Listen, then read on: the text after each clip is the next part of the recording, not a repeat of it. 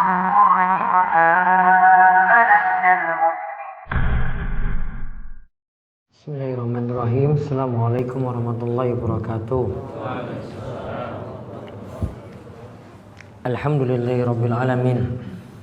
Hamdan katsiran thayyiban barakan fi kama yuhibbu rabbuna wa yardah. Wa asyhadu an la ilaha illallah wahdahu la syarikalah wa asyhadu anna Muhammadan abduhu wa rasuluh.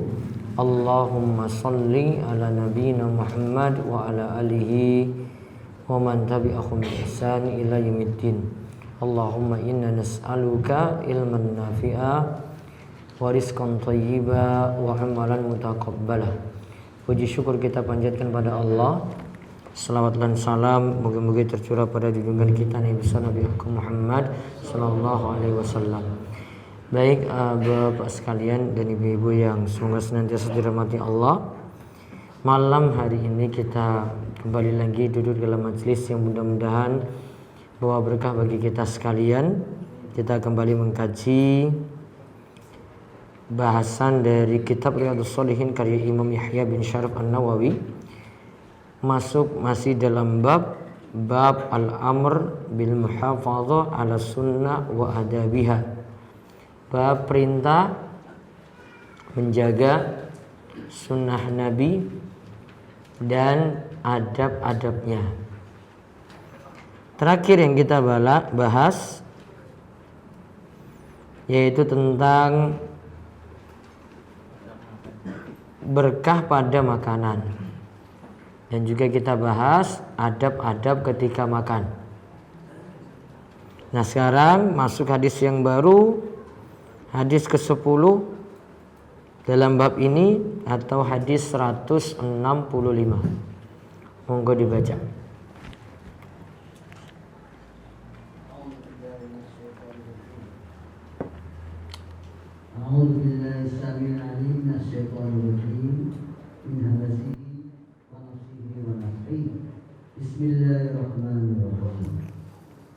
Dari sahabat yang mulia Ibnu Abbas radhiyallahu anhuma berkata, Rasulullah SAW berdiri di tengah-tengah kami untuk memberi nasihat.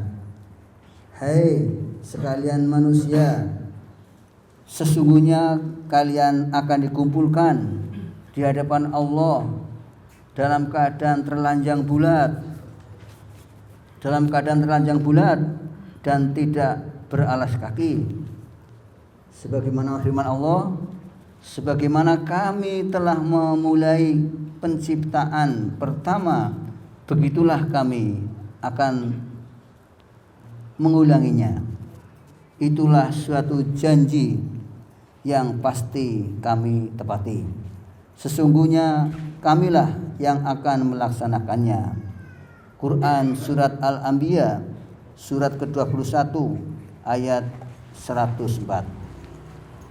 Ingatlah bahwa makhluk yang diberi pakaian pertama kali pada hari kiamat ialah Nabiullah Ibrahim alaihissalam. Ingatlah bahwa Nabiullah Ibrahim alaihissalam itu akan didatangkan dengan disertai beberapa orang dari umatku.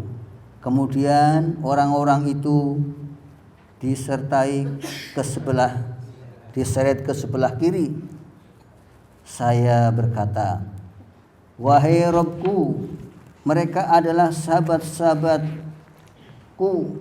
Lalu dikatakan kepadaku, sesungguhnya engkau tidak mengetahui apa yang mereka adakan sepeninggalanmu.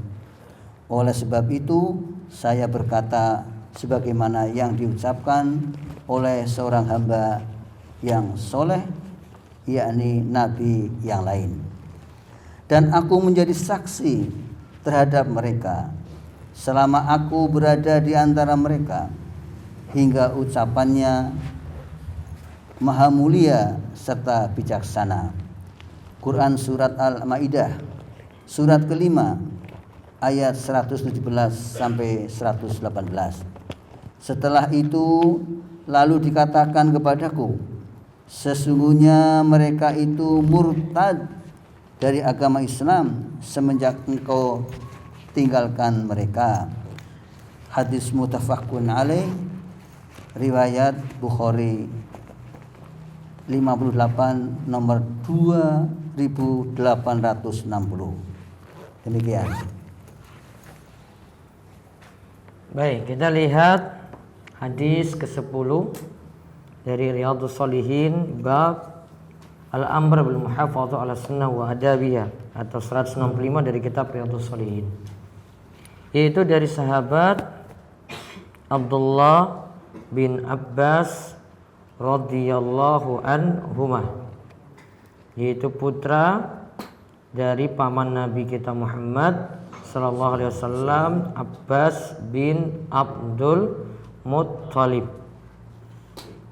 Ketika Nabi SAW hidup, paman Nabi yang masih ada ketika itu 4 orang. Ada di situ Abu Lahab, ada juga Abu Thalib, ada juga Hamzah dan Abbas. 4 ya. 2 kafir, 2 sudah masuk Islam. Yang 2 kafir siapa? Hamzah, Abu Lahab dan Abu Thalib. Nama Abu Lahab siapa aslinya? Abdul Uzza bin Abdul Muttalib. Terus nama istrinya siapa? Musamil. Istrinya Abu Lahab. Musamil.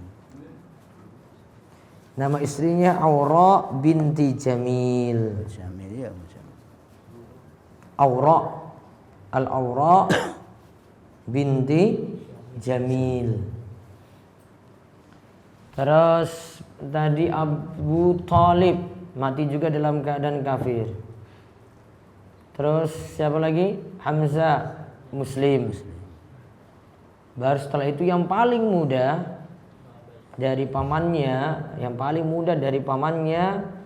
itu Abbas bin Abdul Muttalib. Yang itu punya putra bernama, diantaranya situ bernama Abdullah bin Abbas atau Ibnu Abbas radhiyallahu anhu. Semoga Allah meridhoi Ibnu Abbas dan bapaknya.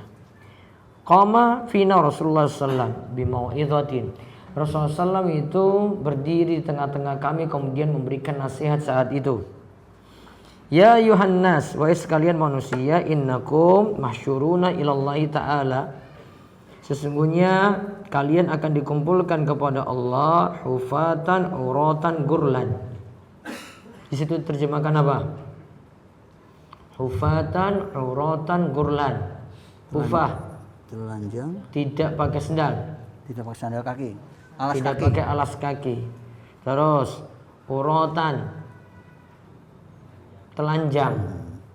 Iya toh? Iya. Ya, terus Bulat, gurlan. bulat,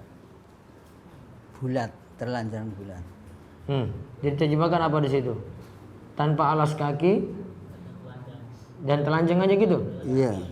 Gurlan tidak bawa apapun. Kurang berarti. Nah, di sini kalau disebutkan di sini ghairu makhtunin, tidak dikhitan. Kurang. 3 sifat ya. Iya. Tidak beralas kaki, terus dalam Telanjang, keadaan telanjang, terus yang ketiga tidak dikhitan. Lalu disebutkan firman Allah surat Al-Anbiya ayat 103. Kama bada'na awwala khalqin nu'iduhu wa'dan alaina inna kunna fa'ilin. Sebagaimana kami memulai menciptakan mereka pertama kali, demikian juga kami kembalikan mereka. Wa'dan alaina, itu janji bagi kami. Inna kunna fa'ilin, sesungguhnya kami yang berbuat. Ala wa inna awwalal khalaik yuksa yaumal qiyamah. Ingatlah nantinya pada hari kiamat yang pertama kali akan diberi pakaian itu adalah Nabi Ibrahim alaihissalam. Ala wa innahu sayuja'u birijalin min ummati, dia akan datangkan dengan orang-orang dari umatku. Fayukhadhu bihim dzata shimal, lalu diambil mereka dari sisi kiri. Faqul ya rabbi ashabi, aku katakan wahai Allah, ya Allah, ini kan sahabat-sahabatku. Fayuqal innaka latadri ma ahdatsu ba'dak, engkau tidak ketahui kalau mereka itu berbuat suatu amalan baru sesudahmu. Apa amalan baru apa ini kita sebut? Bid'ah. Telah berbuat bid'ah sesudahmu. Fa'akul kama qala al-'abdus saleh, maka aku katakan sebagaimana dikatakan oleh hamba Allah yang saleh. Hamba Allah yang saleh di sini adalah Nabi Isa alaihissalam. Beri catatan di situ, Nabi Isa alaihissalam. Sebenarnya kata Syekh Salim di sini. Terus tadi dikatakan fayukhadhu bihim dzata shimal, diambil dari sisi kiri, di situ adalah diambil dari sisi neraka. Berarti diancam neraka juga. Wa kunta alaihim syahidan, dan engkau jadi saksi madumtu fihim, selama engkau berada di sisi mereka, sampai pada firman Allah Al-Aziz Al-Hakim, Allah Maha Perkasa lagi Maha Bijaksana. Ini yang disebut dalam surat Al-Maidah ayat 117 sampai 118. Fayuqalu li, maka dikatakan padaku, innahum lam yazalu murtaddin, mereka ternyata benar-benar murtad sepeninggalmu. Mundu faraqtaum, semenjak engkau meninggalkan mereka. Hadis ini muttafaqun alaih, diriwayatkan oleh Imam Bukhari dan Muslim. Baik, kalau singkatnya hadis ini membicarakan tentang orang yang meninggalkan sunnah Nabi Shallallahu Alaihi Wasallam. Di sini diancam neraka. Kemudian hadis ini membicarakan tentang syafaat juga. Berarti orang yang berbuat bid'ah tidak mendapatkan syafaat. Masya Allah. Tidak dapat apa? Syafaat. Nah, kita lihat beberapa faedah dari hadis ini secara lebih lengkap. Yang pertama, faedah yang bisa kita ambil, setiap makhluk akan dibangkitkan pada hari kiamat seperti keadaan dia pertama kali diciptakan. Seperti keadaan dia pertama kali diciptakan. Berarti kita diciptakan pertama kali, pakaian ada enggak? Tidak, berarti tidak berpakaian. Alas kaki ada? Tidak, berarti tidak beralas kaki. Kacamata ada? Ada? Tidak. Perhiasan-perhiasan ada? Ketika diciptakan pertama kali? Tidak ada. Tidak. Enggak ada situ dia pakai gelang emas, kalung emas, enggak ada. Bersih semua berarti seperti diciptakan pertama kali. Tidak ada jam tangan juga. Harta-harta yang dia pakai mau jutaan kek, miliaran kek, tidak ada. Tidak ada yang dia pakai ketika itu. Seperti diciptakan pertama kali.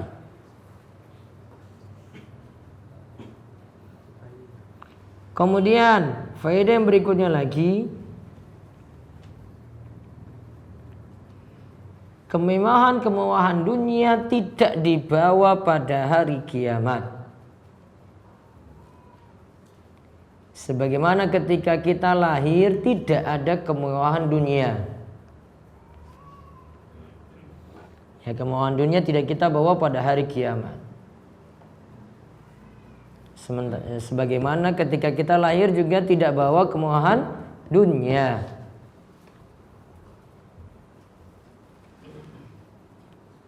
Jadi itu cuma perlengkapan saja ketika kita berada di dunia. Harus siap tanggung jawab. Yang ini dipakai untuk apa, ini dipakai untuk apa, ini dipakai untuk apa, kan semua akan dihisab. Kalau apa yang kita punya sudah dipakai untuk kebaikan, ya alhamdulillah. Kendaraannya itu, kilometernya itu habis untuk apa saja.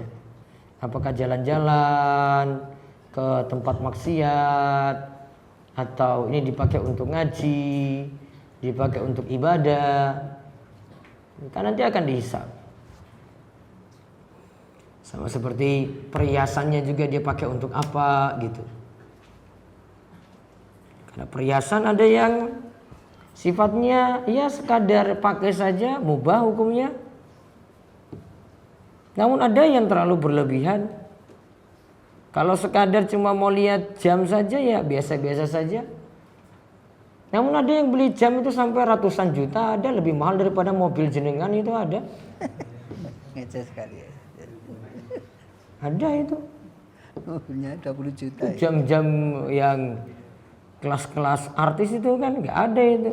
Mobil jenengan apalagi mau bandingkan dengan motor, nggak ada kelas itu mobil. Jam tangan itu di atas mobil Fortuner itu harganya. 900 juta, 1 miliar. Padahal jam tangannya cuma bahan karet aja itu. Cuma jual keeksklusifan aja. Itu pakai mutiara, kayak pakai apa, kayak kan nanti dihisab juga. Masa cuma jam tangan saya sampai 1 miliar itu? Modelnya apa, mereknya? Tahu? Gak usah lah, nanti stres mikir kayak gitu. Bukan levelnya. Levelnya kelas biasa ya orang mikir 1 miliar jam tangan. Engkau stres. Ya. Ada mereknya itu apa? Rolex apa ya? Iya. Nah, ada lagi. Itu masih kalah itu. Di atas itu ada RM, Richard Mille. Itu tadi itu kemewahan. Kalau jadi dia masuk di pesta sudah pakai kayak gitu, masya Allah, ini kok cakep banget jam tangannya. RM ya pakainya ya Mas ya.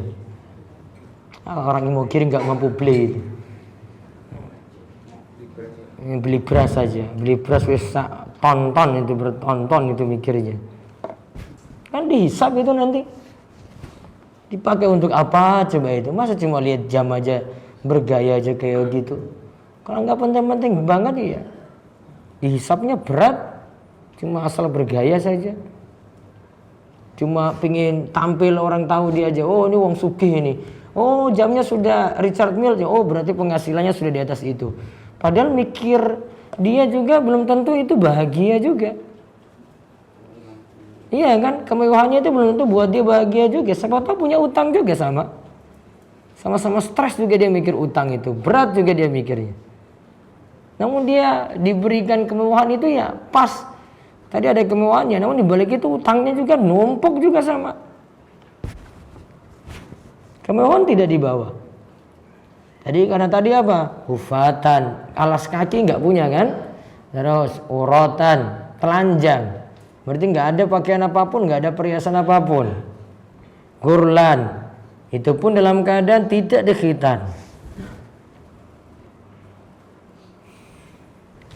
Kemudian faedah berikutnya lagi, janji Allah pasti ditunaikan pada hari kiamat. Wa'dan alaina inna kunna fa'ilin. Ini janji bagi kami. Kami yang nanti akan berbuat pada hari kiamat. Berarti janji Allah akan dipenuhi pada hari kiamat. La yukhlifullahul mi'ad. Itu bacaan ketika kapan itu? La yukhlifullahul mi'ad. Allah tidak mungkin mengingkari janjinya.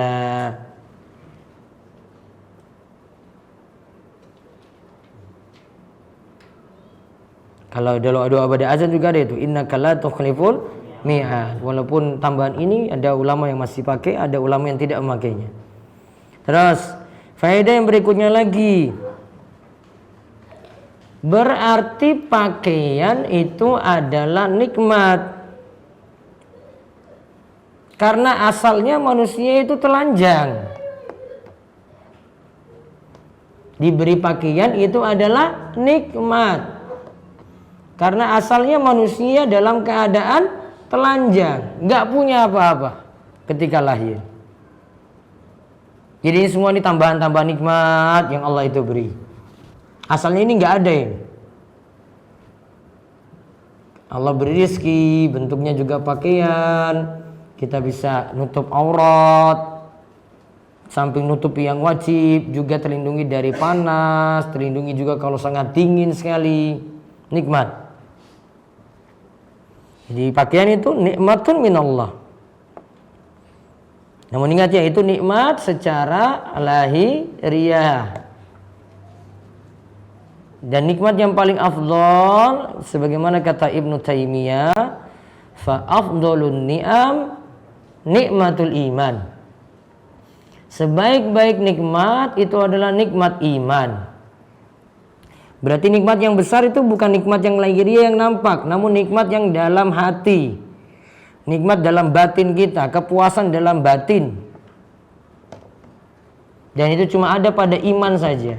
Kalau pakaian cuma nutupnya apa? Lahiriah saja, perhiasan luar. Nikmat yang lebih besar lagi apa tadi?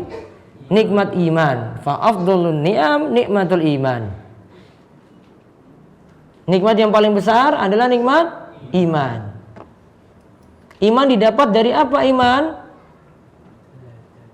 Belajar. Apa bisa dengan ilmu laduni? Datang saya tiba-tiba habis bangun pagi langsung itu ilmu itu datang, terus imannya tambah gitu bisa? Nggak ngaji, nggak duduk dalam majelis ilmu bisa? Nggak bisa.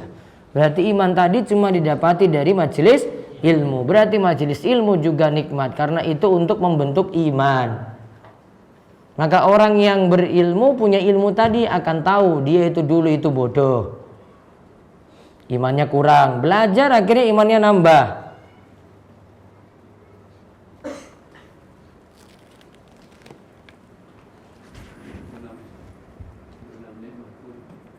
Bahasa Arabnya tadi perkataan Ibnu Taimiyah, afdalun ni'am nikmatul iman. Seafdal-afdalnya nikmat itu, seafdal-afdalnya nikmat adalah nikmat iman. Dan itu tadi hanya bisa didapat dari mana? Tolabul ilmi. Maka dari tolabul ilmi ini tahu ilmu yang sebelumnya dalam keadaan jahil, yang sebelumnya dalam keadaan bodoh. Dan kalau kita sudah belajar, kita tahu dulu kita itu bodohnya bagaimana. Dan hanya orang yang berilmu saja tahu keadaannya orang bodoh. Orang yang bodoh tidak tahu keadaan orang yang berilmu. Kenapa demikian? Ibnu Taimiyah juga katakan, al-alimu ya'riful jahilah li'annahu kana jahilan. Orang yang berilmu itu tahu manakah orang bodoh, karena dulu dia pernah dalam keadaan bodoh. Betul nggak? Betul. Wal jahilu la ya'riful alima li'annahu lam yakun aliman. Dan orang yang bodoh tidak pernah mengenal orang yang berilmu, karena dia tidak pernah jadi orang yang berilmu. Pas napa mboten iki? Nah, orang yang berilmu tahu mana yang bodoh, karena dulu pernah bodoh. Makanya dia ngaji, akhirnya punya ilmu. Oh, tahu dulu, waduh ternyata dulu ini kok salah, jadi tahu tak? Nah, namun kalau nggak pernah ngaji gimana coba? Nggak pernah punya ilmu gimana? Nggak pernah tahu ilmu tadi, nggak pernah tahu mana yang alim, karena dia asalnya apa? Ya nggak pernah jadi orang alim, ya nggak pernah jadi orang alim dia. Maka yang utama situ adalah orang yang berilmu. Jadi seorang alim tadi, ya'riful jahilah, tahu orang yang bodoh itu kayak bagaimana. Namun bukan kerjaannya dia bodoh-bodohin orang, bukan. Memang dia ngangkat kebodohan dari dirinya, biar nggak terus-terusan bodoh. Makanya dia ingin nambah ilmu terus, ngaji. Nah itu dari ilmu tadi itu yang buat iman tambah. Jadi ingat tadi ya, dua nikmat berarti beda ya. Ada nikmat lahiriah tadi berupa pakaian, ada nikmat batin, itu berupa apa? Iman. Iman itu cuma diraih dengan ilmu. Kemudian hadis ini menunjukkan keutamaan Nabi Ibrahim alaihi salam. Karena beliau yang pertama kali apa? Diberi pakaian. Tulis, diberi pakaian pada hari kiamat.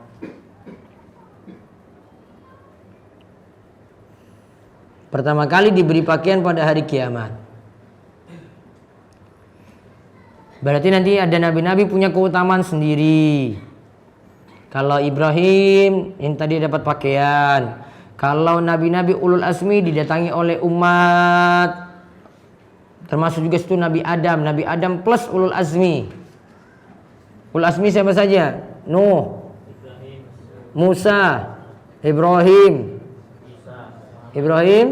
Isa, Nabi kita Muhammad SAW. 6 nabi didatangi pada hari kiamat, menunjukkan keistimewaan 6 nabi ini. Nabi Adam, nabi yang pertama, kemudian Nabi Nuh, rasul yang pertama, dan Nabi Nuh sampai nanti Nabi Muhammad itu jadi ulul azmi, didatangi supaya bisa memberikan syafaat dengan segera. Supaya bisa memberikan syafaat dengan segera pada hari kiamat.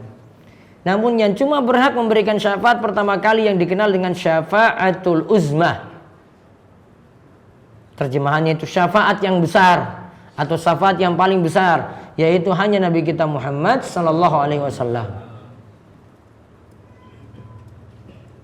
Nah, itu keistimewaan 6 nabi tadi.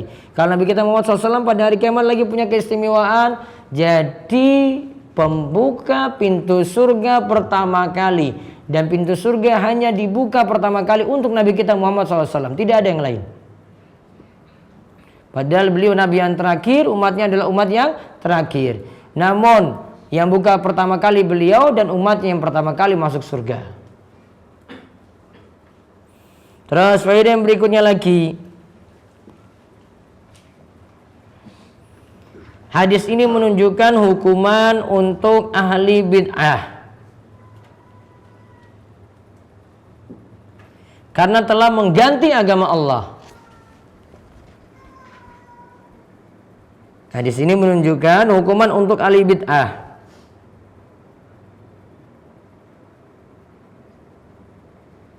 Karena telah mengganti agama Allah.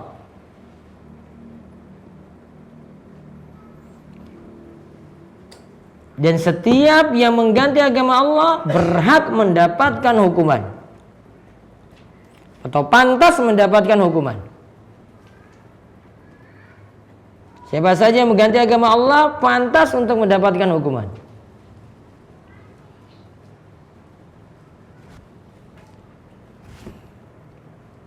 Namun ingat, ahli bid'ah itu bertingkat-tingkat. Enggak semuanya satu derajat. Ada yang jadi pelopor, tokoh, itu berbeda. Dengan cuma pengikut di bawahnya saja, pengikut biasa, cuma asal ngikut. Ada yang cuma asal ngikut dan ada yang jadi apa? Pelopor, ada yang jadi tokoh. Mana yang hukumannya lebih berat? Yang jadi tokoh tadi. Jadi pencetus pertama, buat amalan macam-macam. Ya, contoh misalnya mau berangkat umroh apa berangkat haji. Ada acara apa? Azan iqamah? Ada ya tak? Nah, ada yang pakai gitu nggak? Nah, sekarang pertanyaannya, ada tuntunan? Nabi SAW dan para sahabat ya sudah biasa pergi haji atau umroh. Pernah nggak ada riwayat tentang mereka pergi terus pakai azan, pakai iqamah? Nggak ada. Maka nggak usah buat-buat ajaran baru. Iya kan? Perlu nggak? Nggak perlu. Ada amalan-amalan tertentu? Nggak ada juga. Kalau mau minta didoakan sudah secara umum saja. Tidak ada amalan-amalan khusus. Tidak pakai surat tertentu, tidak pakai azan atau iqamah tertentu, tidak ada. Bebas. Ada dikenal sholat safar. Apa itu sholatnya apa kemarin? Saya kok ditanya saya lupa lagi itu. Saya bilang wah ini gak ada ini semuanya nih. Gak ada tuntunan. Karena memang gak ada dasarnya. Mau kita buat-buat bagaimana lagi? Mungkin gak usah buat ajaran baru. Kalau yang jadi pelopor lebih berat lagi hukumannya dibandingkan dengan yang sekadar ikut. Oleh karena itu ingin selamat dari amalan yang tidak ada tuntunan tadi bagaimana? Banyak-banyak belajar. Kemudian tidak asal ikut-ikutan orang. Berusaha beramal itu ilmiah. Tanyakan itu dalilnya mana? Masa agama kita ini gak pakai dalil? Apapun yang terang benderang itu dijelaskan oleh Nabi kita Muhammad SAW. Gak mungkin ada satupun yang tertinggal itu lupa untuk diberitahu. Iya kan? Dan kalau para sahabat diberitahu pasti sampai di tengah-tengah kita. Gak mungkin yang mereka dapati terus kita gak ketahui, itu gak mungkin. Karena banyak murid-muridnya juga ceritakan kepada kita. Kok kita lebih tahu, mereka itu gak tahu. Kita ini di Imogiri ini lebih tahu. Sedangkan mereka di zaman Nabi SAW dulu atau para sahabat setelah Nabi SAW itu hidup, itu kok tidak tahu amalan itu? Kan aneh. Masa kita yang lebih tahu daripada mereka? Padahal laukana khairan lasabakuna ilai. Seandainya amalan itu baik, tentu para sahabat sudah mendahului kita untuk melakukannya. Ingat kaidahnya itu ya. Ini disebutkan oleh Ibnu Katsir juga dalam kitab tafsirnya. Laukana khairan lasabakuna ilai. Seandainya amalan itu baik, maka tentu para sahabat sudah mendahului kita untuk melakukannya. Berarti tadi kayak seperti kita pergi safar tadi. Apakah ada syariat azan dan iqamah? Lihat dulu, para sahabat lakukan enggak? Kalau amalan itu baik, maka tentu azan dan iqamah ketika berangkat umroh atau haji tadi sudah mereka lakukan. Karena amalan kebaikan tidak pernah luput dari mereka. Kalau yang luput dari kita biasa, namun kalau para sahabat tuh nggak pernah. Pasti ada saja mereka yang ikuti Nabi SAW.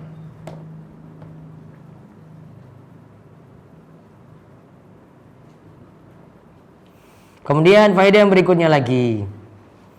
Tidak cukup mengaku menjadi pengikut Nabi Muhammad Sallallahu Alaihi Wasallam. Ingat ya, tidak cukup mengaku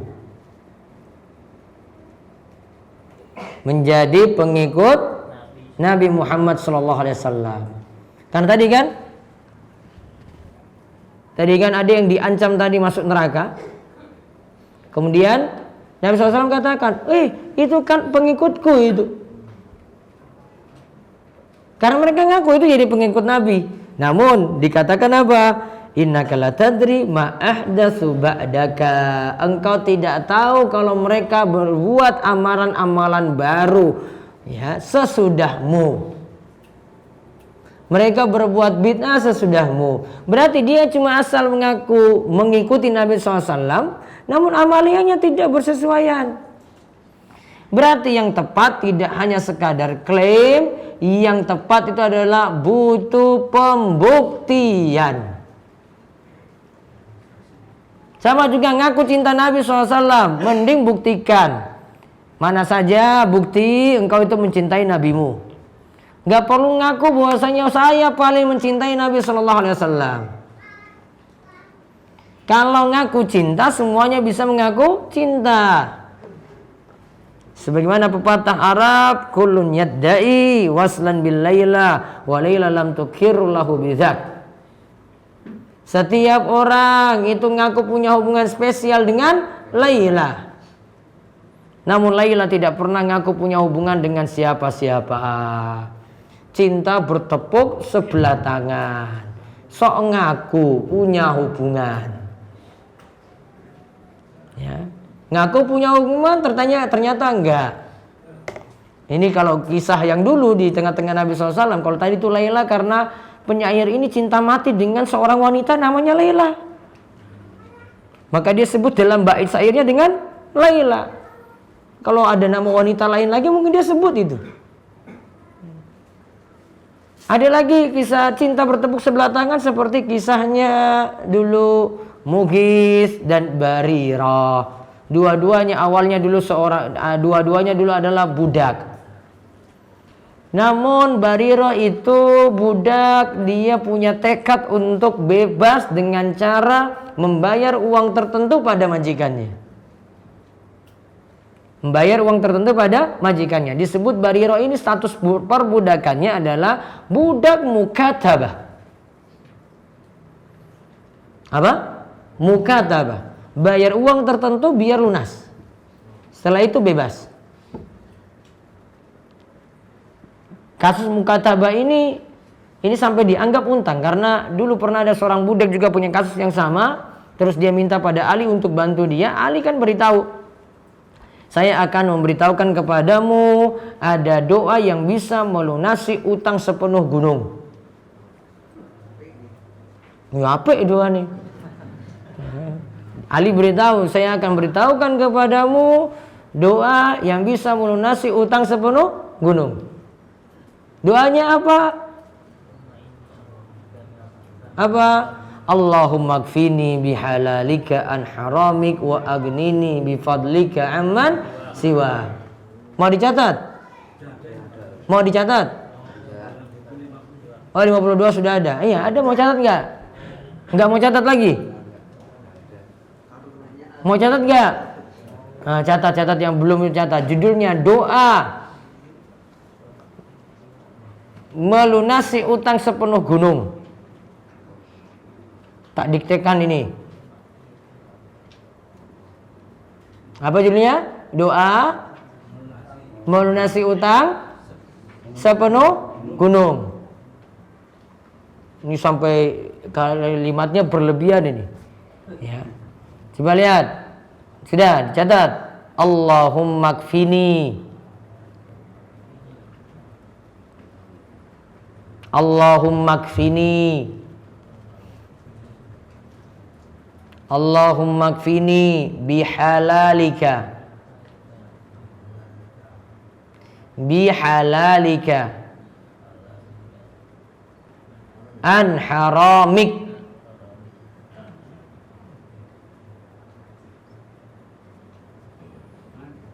An pakai an ya, ain nun. An haramik. Wa agnini wa ghain ya, wa aghnini bifadlika bifadlika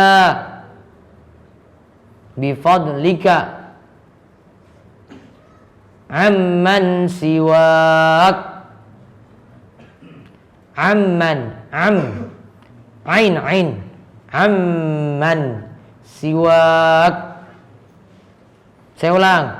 Allahumma kfini bihalalika an haramik wa aghnini bifadlika amman siwak. Coba baca serengan coba.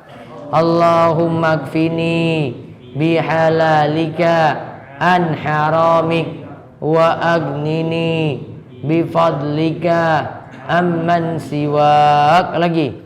Allahumma kfini bihalalika an haramik wa aghnini bifadlika amman siwak. Tulis artinya, ya Allah, cukupkanlah aku. Ya Allah, cukupkanlah aku dengan yang halal.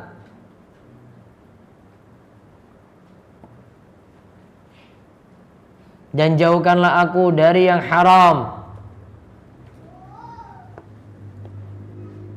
Dan jauhkanlah aku dari yang haram. Dan cukupkanlah aku dengan karuniamu.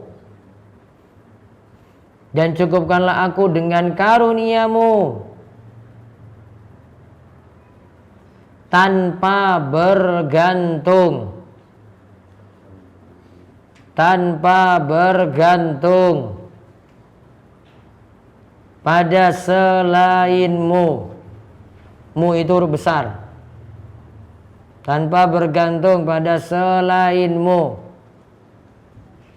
Coba diulang baca doanya lagi. Allahumma akfini bihalalika an haramik wa agnini bifadlika amman siwak. Doanya tadi apa? Judulnya doa melunasi utang sepenuh gunung. Ya, lihat, balik lagi ke saat tadi. Mugis Barirah. Nah, itu jadi Mugis ini yang laki-lakinya. Barirah itu budak perempuannya. Dia janji pada majikannya, saya kalau lunasi utang ini berarti saya bebas. Maka Barirah sudah berhasil dan saat itu bebas. Aisyah yang membebaskannya. Nah, berarti statusnya ketika itu Barirah jadi wanita merdeka, bukan lagi wanita yang statusnya itu budak. Dalam masalah perbudakan, kalau ada suami istri itu awalnya sama-sama budak, kemudian yang satunya itu statusnya derajatnya jadi naik merdeka, maka dia boleh memilih lanjut dengan suaminya yang lama ataukah pisah. Memilih apa? Lanjut ataukah pisah. Ketika itu Barirah memilih saya mending pisah dari Mugis. Tidak lanjut dengan Mugis. Pisah. Akhirnya tidak jadi lagi Barirah itu milik Mugis. Namun Mugis nggak terima. Setiap kali di kota Madinah dia lihat Barirah, Mugis merengek-rengek di hadapan Barirah. Barirah, kembalilah padaku. Nangis dia. Sampai diceritakan dalam hadis dia nangis hingga jenggotnya itu basah.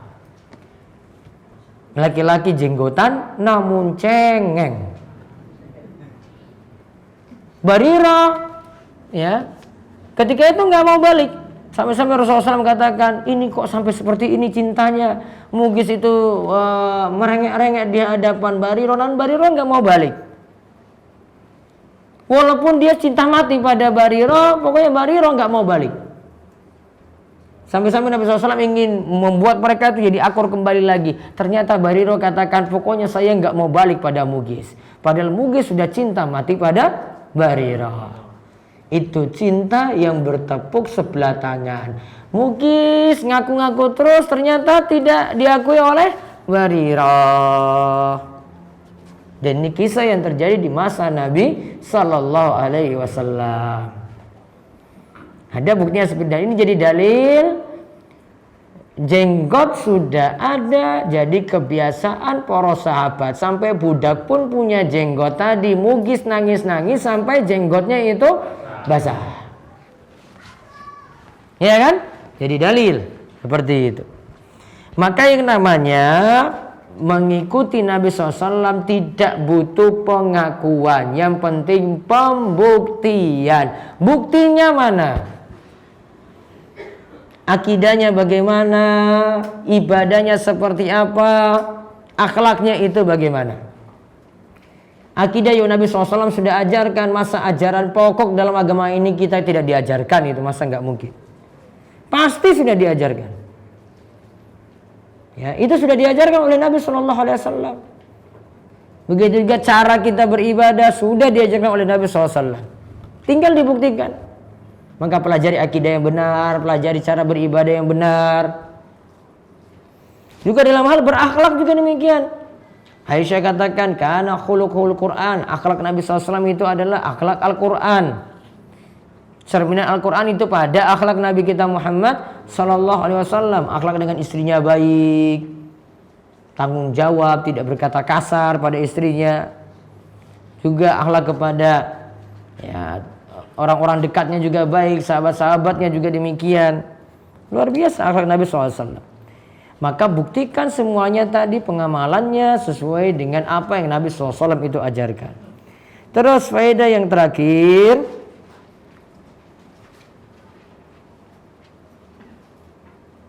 ada di antara para sahabat yang murtad.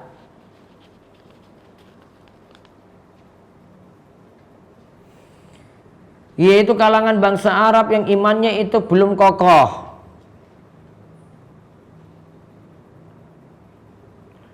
Ini imannya yang belum kokoh.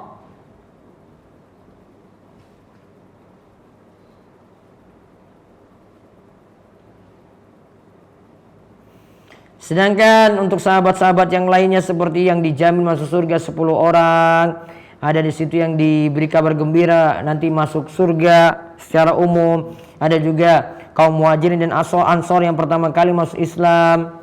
Bahkan mereka itu memerangi orang-orang yang murtad kala itu. Berarti tadi yang murtad apa? Imannya belum kokoh. Berarti kita bisa lepas dari kemurtadan itu dari mana? Intinya dengan mengokohkan iman. Caranya bagaimana? Hidupkan majelis-majelis ilmu yang memperkuat akidah.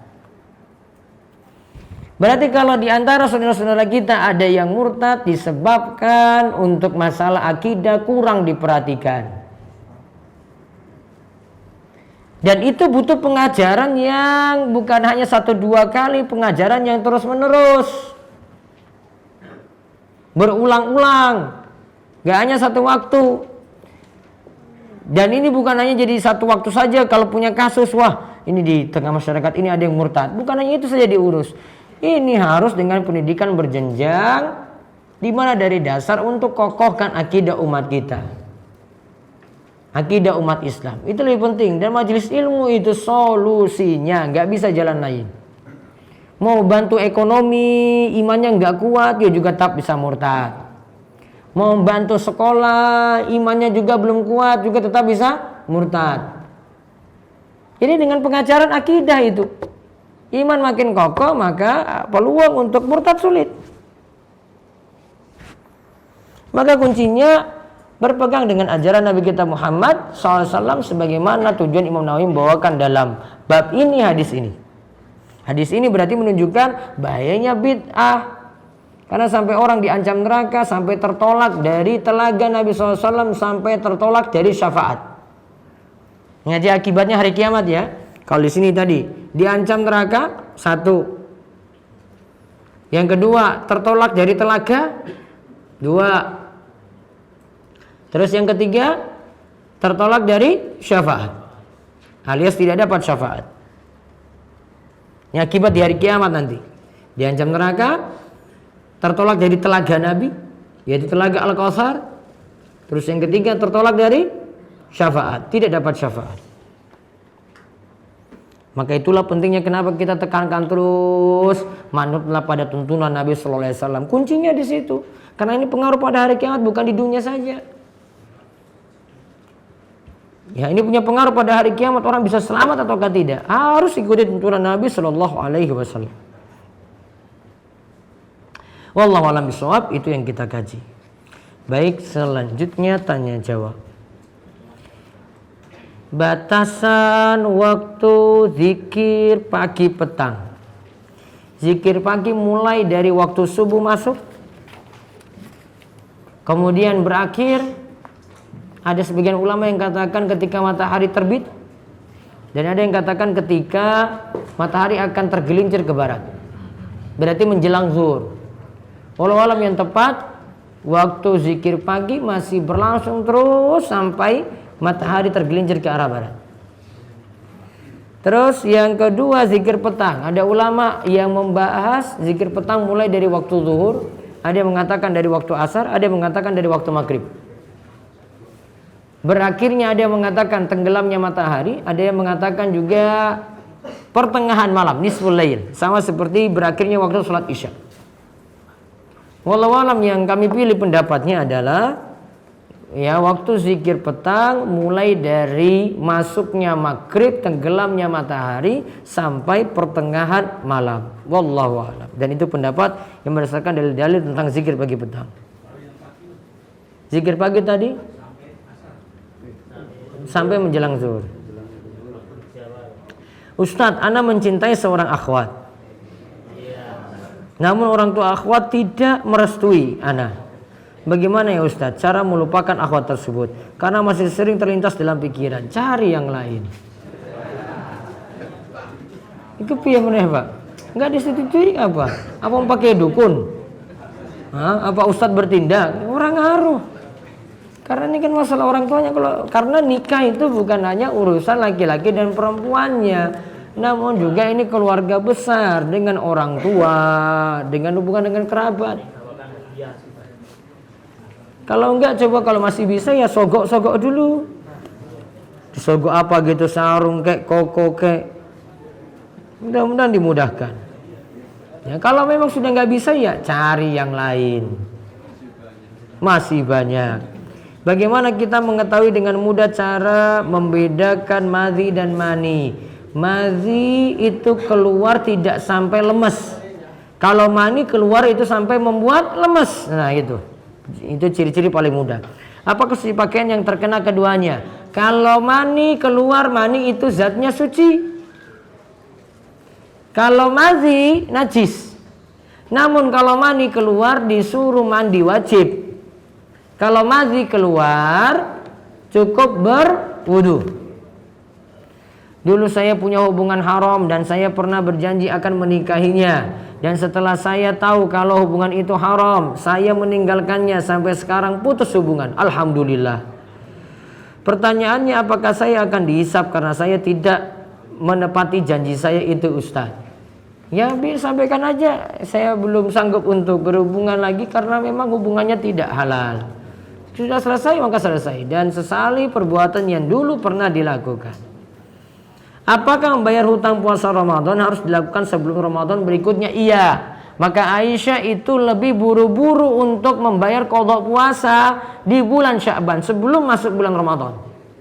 Aisyah ya, buru-buru bayar utang puasa di bulan Sya'ban sebelum masuk bulan Ramadan.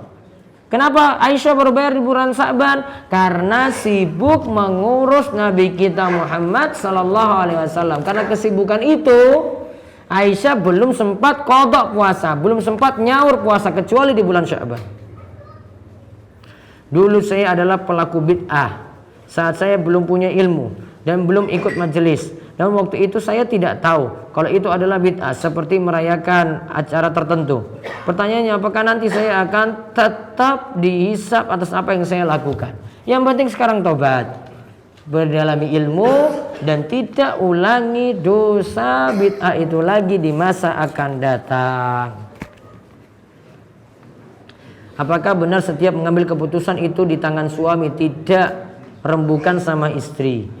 Jika dalam sebuah keluarga suami yang cari uang dan istri cuma di rumah, bisa suami minta pertimbangan istri biar juga tidak terjadi konflik.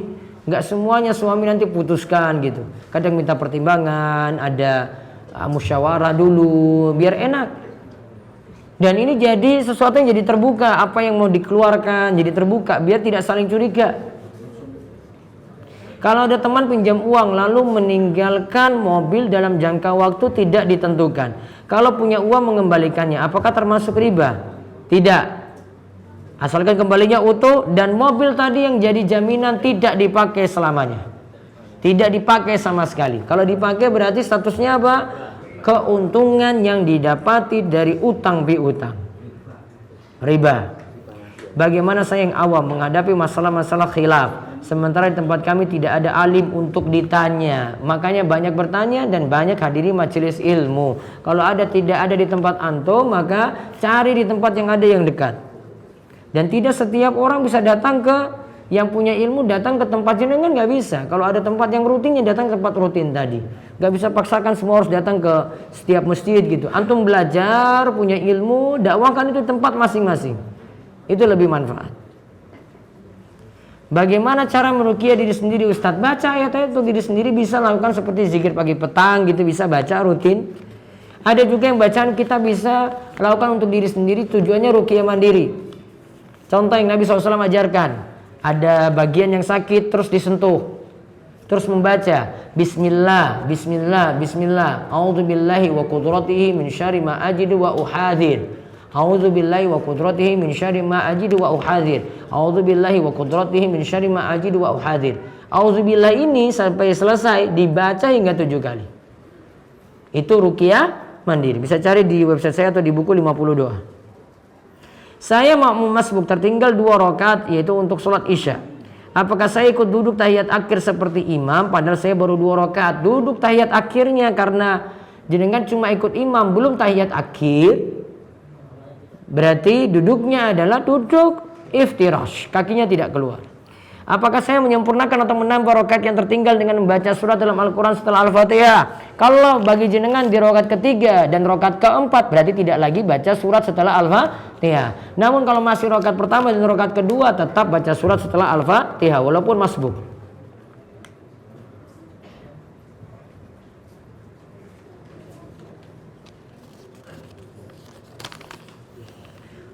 Hukum undian 12.000. Ini dari Bukalapak. 12.000 berarti nyumbang 12.000. Gitu. Hah? Ini bentuknya gimana? Kalau ada sumbangan dari peserta, kemudian hadiah diambilkan dari situ, judi jadinya.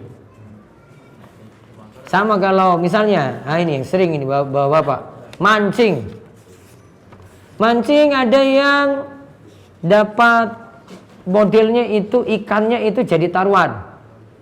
Jadi masuknya 200.000, 300.000. Nah, maskot ya, ikan maskot dia dapat. Ada tanda tertentu kan? Nah, kemudian setelah itu mancing di situ. Ya, mancing dapat ikan ini dapat hadiah tertentu kan? Hadiahnya apa? Motor atau uang. Itu judi. Walaupun kadang di tempat mancingan kayak gini ditulis dilarang berjudi, padahal bentuknya tadi sudah judi. Dia mungkin tulis dilarang berjudi cuma ingin selamat dari aturan pemerintah saja gitu, biar nggak kena hukum judi gitu. Padahal sama saja, kan bentuknya nggak usah diputar-putar, sama seperti tadi. Kalau ada sumbangan peserta, kemudian sumbangan ini dijadikan sebagai hadiah dan tidak semua dapat hadiah, cuma orang tertentu saja, itulah namanya judi maisir.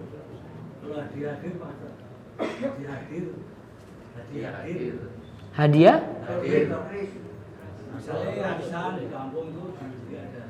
Arisan di kampung. Hadiah ini dapat dari mana?